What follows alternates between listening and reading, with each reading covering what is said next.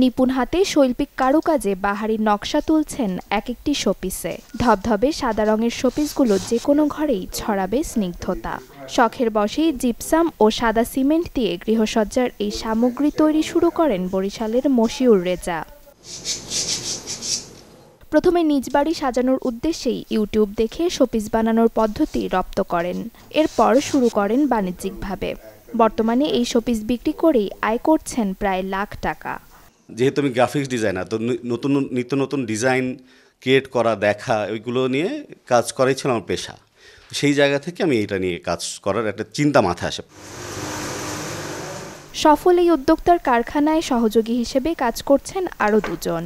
1 বছরের মতো হয়েছে, আর কাজটা করতে খুবই ভালো লাগে। ও বানাইয়ে দেয়, তারপর সুগো দেওয়া লাগে, ওগুলো ঘষে মাছে ঠিক করা লাগে।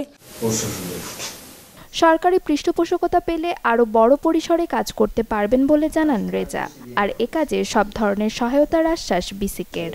আমরা যে সেবা দেই না, সেটাও যদি উদ্যোক্তা আমাদের কাছে এসে বলে, সেটাও আমরা তাদেরকে অন্য কোনো দপ্তরের সেবা হলেও ফোন করে তাদের সাথে যোগাযোগ করে লিঙ্কেজ করে সেটাও করে দেওয়ার চেষ্টা করে থাকি। রেজার তৈরি এসব শোপিস এখন দেশের গণ্ডি পেরিয়ে রপ্তানি হচ্ছে যুক্তরাষ্ট্রসহ বিভিন্ন দেশে। Desk report, channel 24। সবকিছু সবসময়